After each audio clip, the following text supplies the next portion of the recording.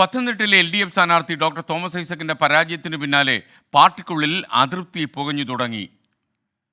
സ്ഥാനാർത്ഥി നിർണയം പാളിയെന്ന് രാജു ഇബ്രാഹിമിന്റെ ചിത്രം വെച്ചുള്ള ഏരിയ കമ്മിറ്റി അംഗത്തിന്റെ ഫേസ്ബുക്ക് പോസ്റ്റ് പാർട്ടി വോട്ട് എങ്ങനെ ചോർന്നു എന്നതിന് തെളിവാണെന്നാണ് ഒരു വിഭാഗത്തിന്റെ ആരോപണം. മുതിർന്ന ജില്ലാ സെക്രട്ടേറിയറ്റ് അംഗങ്ങളടക്കം തെരഞ്ഞെടുപ്പ് പ്രവർത്തനത്തിൽ മെല്ലെപ്പോക്ക് നടത്തിയെന്ന ആരോപണവും ഡോക്ടർ ഐസക്കിന്റെ ക്യാമ്പിന് ഉണ്ട്. തോമസ് ഐസക് വ്യക്തിപരമായി സമാഹരിച്ച വോട്ടുകളില്ലായിരുന്നുവെങ്കിൽ 2019 ലഭിച്ച വോട്ട് LDFന് നിലനിർത്താനാകില്ലെന്നാണ് ഐസക്കിനോട് അടുപ്പമുള്ളവർ പറയുന്നത്. തോമസ് ഐസക് പത്തനംതിട്ടയിൽ മത്സരിക്കുന്നതിൽ തുടക്കം മുതൽ ജില്ലാ സെക്രട്ടേറിയറ്റ് അംഗങ്ങൾ ഉൾപ്പെടെയുള്ളവർക്ക് എതിർപ്പുണ്ടായിരുന്നു. ഇത് തെരഞ്ഞെടുപ്പ് പ്രവർത്തനത്തെ ബാധിച്ചതായി ഒരു വിഭാഗം കരുതുന്നു.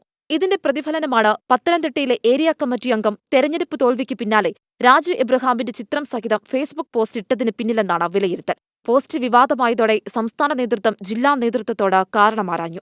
ഇതോടെയാണ് പത്തനംതിട്ട ഏരിയ കമ്മിറ്റി അംഗം അൻസാരി അസീസിനോട് വിശദീകരണം തേടാൻ ജില്ലാ നേതൃത്വം തീരുമാനിച്ചത്. ഇന്ന് ചേരുന്ന ഏരിയ കമ്മിറ്റി യോഗത്തിൽ വിഷയം ചർച്ചയാകും. കേവലം ഏരിയ കമ്മിറ്റി അംഗം മാത്രമല്ല, മുതിർന്ന അംഗങ്ങളിൽ പലരും തെരഞ്ഞെടുപ്പിൽ നിസ്സംഗത കാട്ടിയോ എന്നും പരിശോധിക്കും. കേന്ദ്ര കമ്മിറ്റി അംഗത്തിന്റെ തോൽവിയുടെ പശ്ചാത്തലത്തിൽ തെരഞ്ഞെടുപ്പ് സമയത്ത് നടന്ന കമ്മിറ്റിയിൽ മുതിർന്ന നേതാക്കൾ തമ്മിലുണ്ടായ കയ്യാങ്കളിയിലും പ്രത്യേകം അന്വേഷണമുണ്ടാകും. 24 പത്തനംതിട്ട.